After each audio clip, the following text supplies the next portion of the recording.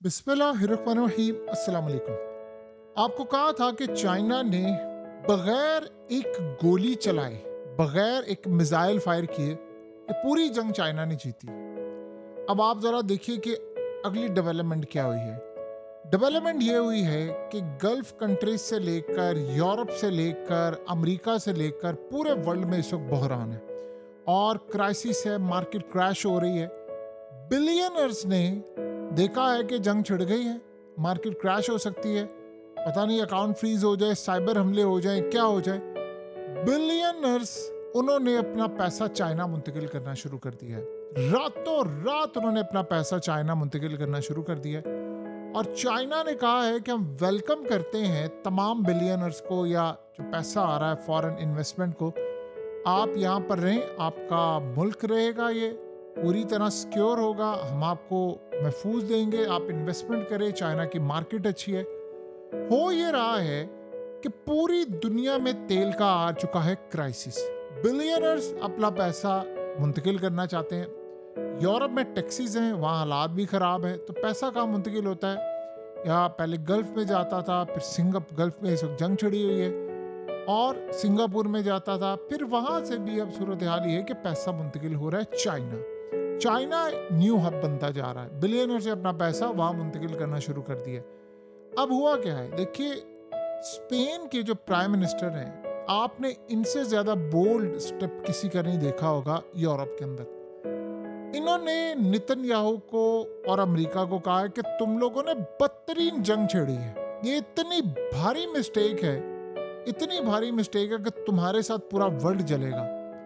इन्होंने आज ईरान से कहा है कि आप ये स्ट्रेट ऑफ हॉर्मस खोल दें, ये तबाही आ रही है यूरोप के अंदर।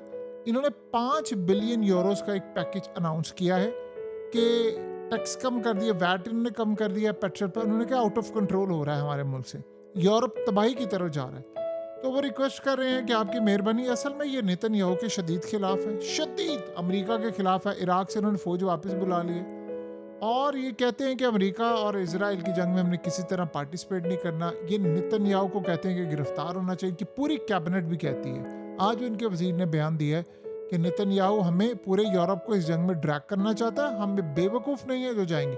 इन्होंने स्टैंड लिया। अब ये एक सिंपल सी मिसाल है कि यूरोप के ये हालात हैं कि उनको पैकेज देना पड़ा, तो यूरोप के अंदर जो बिलियनर्स हैं वो पैसा कहाँ मुंतकिल करेंगे।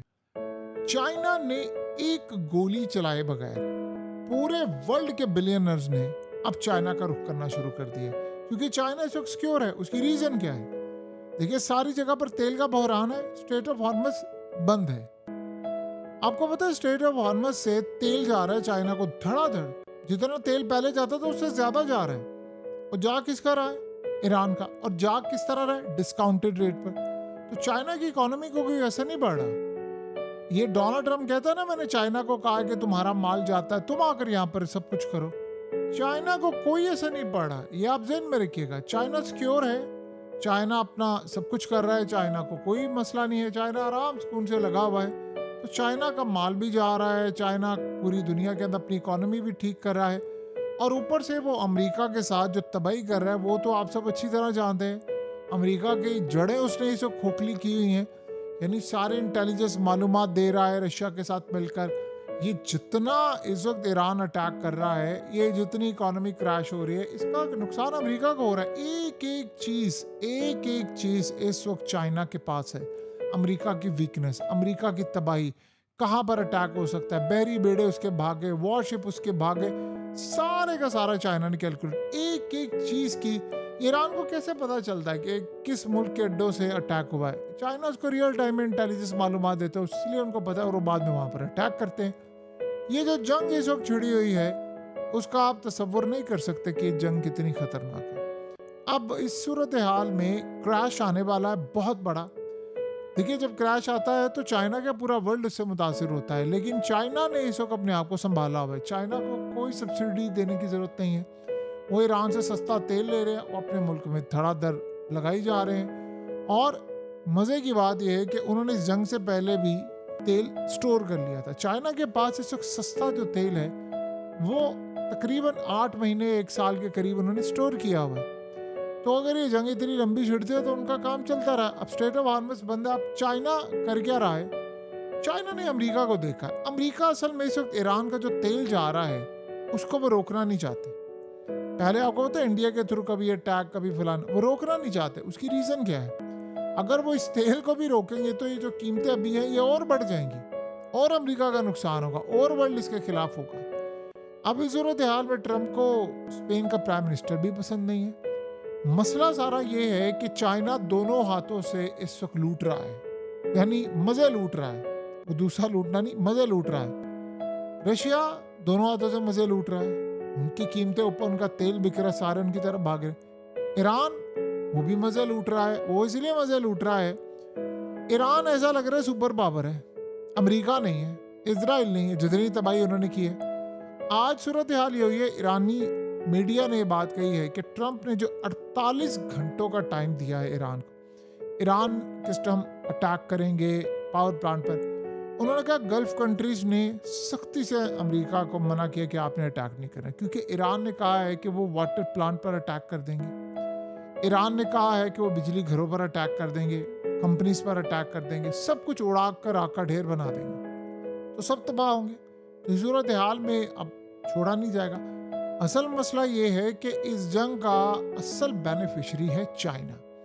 चाइना को ये बात पता है कि अमेरिका के हथियार खत्म होते जा रहे हैं, खत्म होते जा रहे हैं, खत्म होते जा रहे हैं, तो वो ताइवान में नहीं आ सकता। चाइना ने देख लिया है कि F-35 को कैसे गिराना है, ईरान के थ्रू गिरा दिया उन्होंने। अब अमेरिका एडमिट ना करे वो अलग बात है, उन्होंने ये तो कह दिया ना कि हार्ड लैंडिंग हुई है, पायलट कभी वापस नहीं आ सकता, बड़ा जख्मी है, बड़ा कुछ हुआ है। अटैक तो कर दिया ना, एक दफा डिटेक्ट भी कर लिया, अटैक भी कर दिया। 3 F-16 इजराइल के हिटों में है, एक F-15 डायरेक्टली रात को हिट हुआ है अमेरिका का, 3 F-15 कुवैत में गिरे हैं। ये मजाक हो रहा है? 20-25 के करीब अमेरिका के ड्रोन्स प्लस ये सारी चीजें गिरी हैं जो इंटरनेशनल मीडिया अब कह रहा है। 16 से बात आगे चली गई।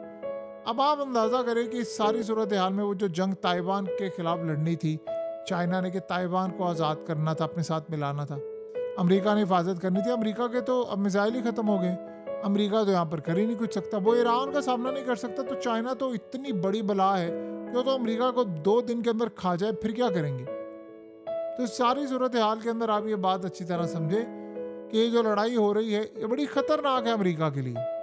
अमेरिका इस बात से खुश नहीं है कि ये मामलात इस लेवल पर चले गए हैं, वो परेशान है, वो अपसेट है और हालात उनके ख़राब हैं।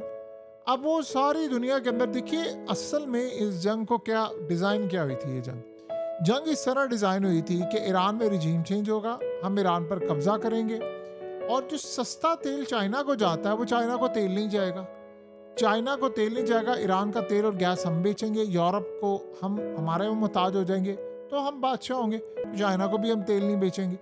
चाइना को जब सस्ता तेल नहीं जाएगा तो उसकी मईशत नहीं चलेगी, जो इतनी सस्ती वो प्रोडक्ट बना देता है वो नहीं बना पाएगा। तो फिर उसके बाद वो जो टैरिफ वाला मामला है, फिर अमेरिका के अंदर कम्पीट, जाहिर सी बात है। देखिए यूरोप और अमेरिका में क्या होता है और पूरे वर्ल्ड में, चाइना बनाता है सस्ती प्रोडक्ट्स और वो बनाते हैं महंगी, उनकी कॉस्ट ज़्यादा चाइना की सस्ती है, तो ये चाह रहे थे चाइना की कॉस्ट महंगी हो, तो चाइना को इसका नुकसान हो। वो नुकसान क्या उसका होना, वो तो उल्टा उनको फ़ायदा हो गया, बिलियनर्स भी अपना पैसा लेकर आ रहे हैं।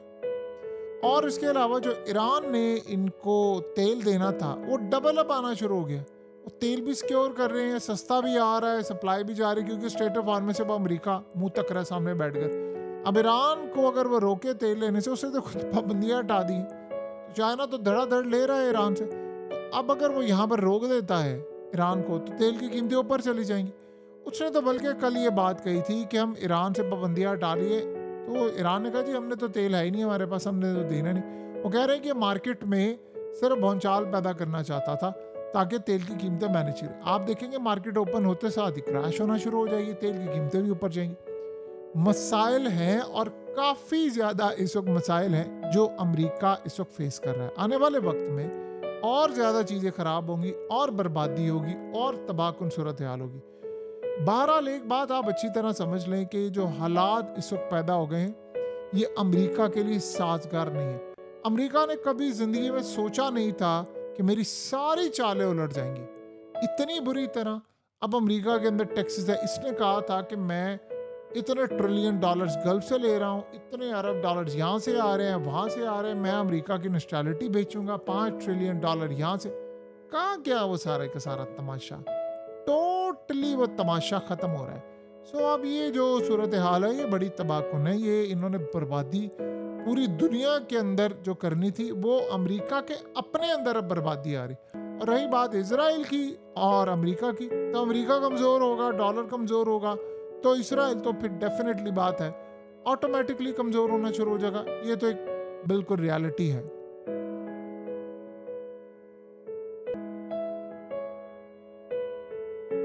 हकीकत टीवी को सब्सक्राइब करना मत भूलें, वीडियो को लाइक करें, शेयर करें और कमेंट सेक्शन में अपनी राय का इजहार ज़रूर करें।